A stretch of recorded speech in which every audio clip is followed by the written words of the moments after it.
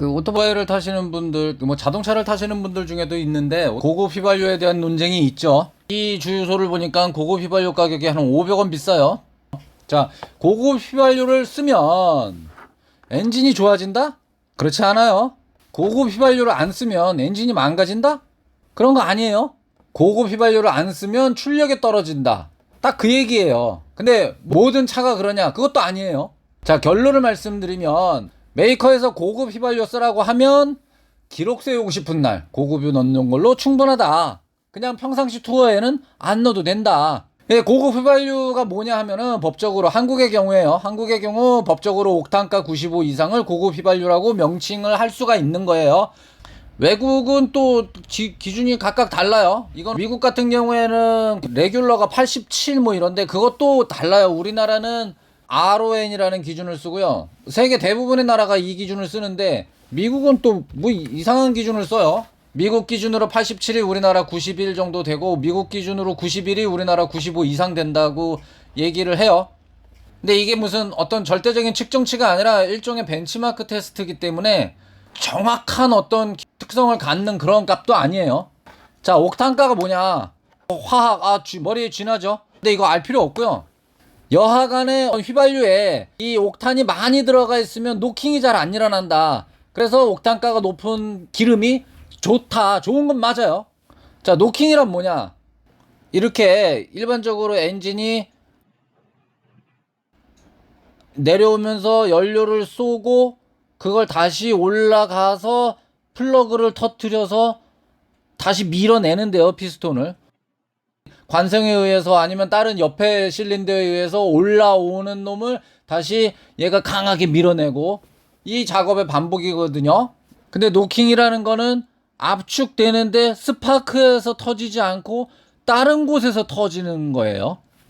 밀고 올라가는데 여기서 폭발이 엉뚱한 곳에서 일어나 버리죠. 이게 이제 프리 이그니션이라 그래서 사전 점화가 일어나 버린 거예요. 근데 이 프리 이그니션이 위험한 거는 피스톤이 올라오고 있는데 때리기 때문에 충격이 크고 이 피스톤을 망가뜨려요. 일반적으로 노킹이라고 얘기하는 거는 플러그 외의 곳에서 빵빵 동시에 터지는 거예요. 그러면 일단 삐그덕 하겠죠. 그래서 엔진을 망가뜨린다는 거예요, 노킹이. 자, 정리하면 여하간에 의도치 않은 폭발이 일어났다. 그래서 어떤 소리가 노크 하듯이 똑똑 거리듯이, 그래서 노킹이 진짜로 계속 일어나게 되면은, 그걸 방치하게 되면은 엔진 피스톤을 이딴 식으로 망가뜨려요. 그리고 프리 이그니션 같은 경우에는 올라오는 놈을 때리기 때문에 한두 번 해도 이렇게 엔진이 박살이 날 수가 있다 그래요. 노킹의 원인은 플러그가 달궈져서 점화가 일어나지 않았는데도 이미 불을 붙일 만한 온도에 도달해 버린 경우, 그 다음에 실린더 내에 불타고 있는 어떤 끓음, 빨갛게 아직 불타고 있는 이것도 온도가 높으면은 이게 점화를 시킬 수가 있는 거예요. 그 다음에 연료 자체가 뜨거워져서 불이 날 수 있는 거예요. 이 뜨거워진 연료가 이제 문제인데, 옥탄가랑 연관이 된 문제인데, 그게 문제가 된다 그러면은 자, 뜨겁게 해주지 않게 해주던가 아니면 뜨거워도 괜찮게 해주던가, 해결책은 두 가지 중에 하나죠.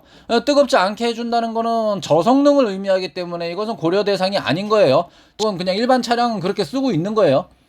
이거는 지금 논외고, 자, 뜨거워도 괜찮게 해줘야 돼요, 엔지니어들 입장에서. 자, 뜨거워도 괜찮게 해주는 방법은 높은 옥탄가 아니면 점화 타이밍을 늦추든가 아니면 혼합기체에서 연료의 비율을 낮추든가, 그렇게 해서 노킹을 일어나지 않게 해줄 수 있어요. 그 다음에 물론 노킹을 견뎌낼 내구성, 아까처럼 피스톤이 박살나지 않게 그 부품들을 조금 더 내구성이 높은 비싼 소재를 쓴 부품으로다가 엔진을 만들어야 되겠죠. 자, 그렇게 해서 엔지니어들은 고성능 차량을 만들면서 노킹이 일어나지 않도록, 또는 일어나도 조금은 견뎌내도록 해결책을 강구를 했고 실현을 했어요. 자, 압축비라는 게 뭐냐 하면은 실린더가 최대한 팽창했을 적에, 그 다음에 최대한 압축됐을 적에 그 비율이에요. 위에 거가 일반 자동차의 압축비라 그러면은 요 아래 거가 고성능 엔진의 자동차의 압축비예요. 요 지금 빨간색으로 표시된 부분의 용량이 다르죠.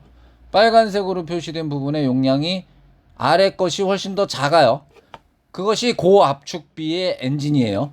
고압축비는 동일한 사이즈의 엔진으로 더 많은 일을 하죠. 왜? 움직이는 양이 더 많잖아요. 더 올라갔다 동일하게 내려오는 거니까 더 올라간 만큼 일을 더 하는 거예요. 아니면 동일한 일을 할 엔진으로서 사이즈가 더 작아지든가 그런 이점이 있죠. 그러니까 고압축비의 엔진을 만드는 거예요. 똑같이 200마력의 일을 하더라도 엔진 사이즈가 작아지면 그만큼 더 가벼워지기 때문에 더 가벼운 오토바이를 만들 수 있고, 더 가벼운 오토바이에 동일한 마력이라는 것은 더 빠른 속도로 달릴 수 있는 것이죠. 그래서 압축비를 높여야 하는 이유가 되는 거고요. 문제는 고압축은 곧 고열을 의미합니다.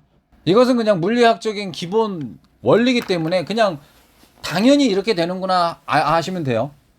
기체를 강하게 압축하면 열이 난다.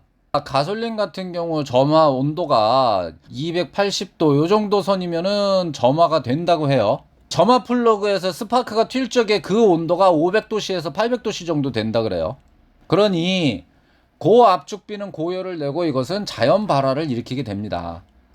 디젤 엔진 같은 경우에는 뭐 한 16대 1 정도의 압축비를 갖는데요. 압축 시의 온도가 500도 넘게 올라간다 그래요. 가솔린 엔진의 고압축비의 엔진 같은 경우에는 14대 1까지 나오는데요.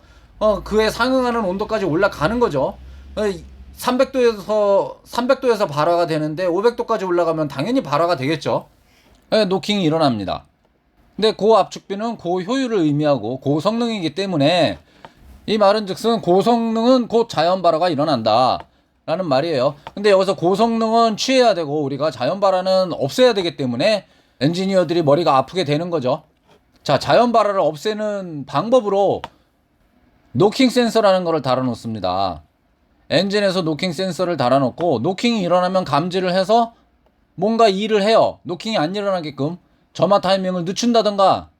점화 타이밍을 늦추는 이유는 스파크에 의해서 폭발이 일어나게 되면 이 폭발이 차지해야 되는 공간이 또 있고, 그로 인해서 이 혼합기체는 더욱 압축이 되게 되는 거예요. 그러면서 자연 발화는 더욱 잘 일어나게 되죠.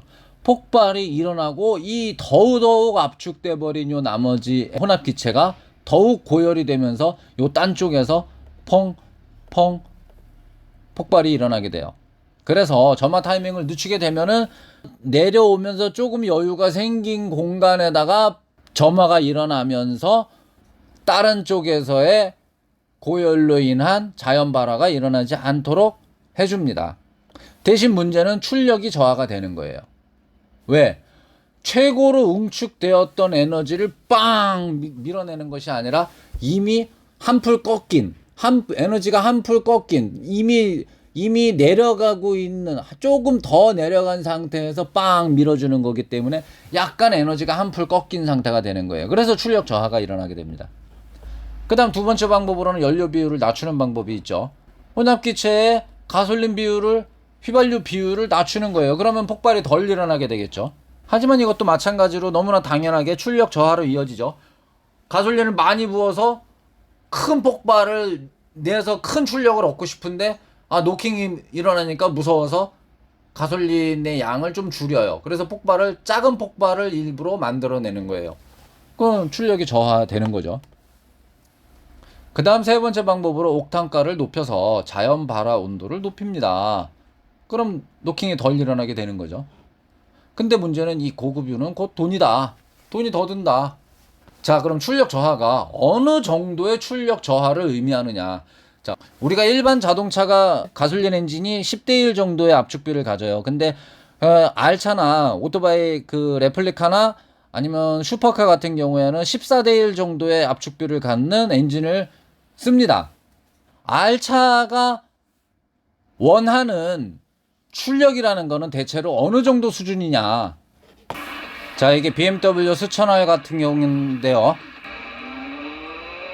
자, RPM 게이지로 보면은 대략 13,000 변속, 14,000까지 가서 변속, 15,000 언저리까지 갔다가 14,000 언저리에서 변속이 이루어지죠. 자, 다시 단수와 속도로 보면 1단에서 1단에서 150까지 가고 2단에서 200까지 가고 3단에서 240, 4단에서 280, 5단에서 300, 300을 넘은 구간은 6단으로 달리죠. 자, 대략 이 정도의 출력을 논할 적에 우리가 옥탄가 고급 휘발유를 논하는 거예요.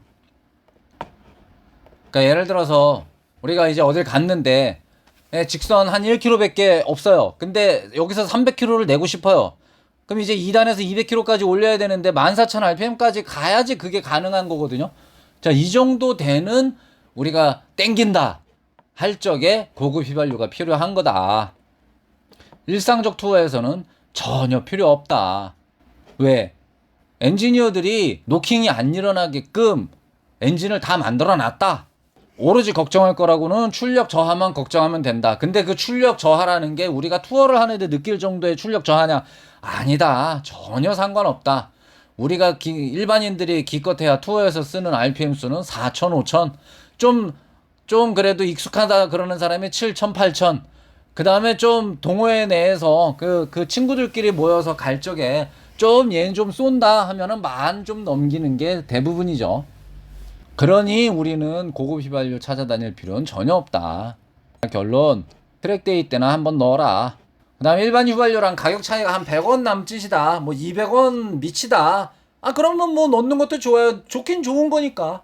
아, 그 정도면 뭐 기분상으로라도 뭐 넣는 것도 좋아요. 다만 알차도 아니면서 슈퍼카도 아니면서 괜히 비싼 고급 휘발유를 넣는 것은 돼지 목의 진주 목걸이일 뿐이다. 엄한데 돈 쓰지 맙시다.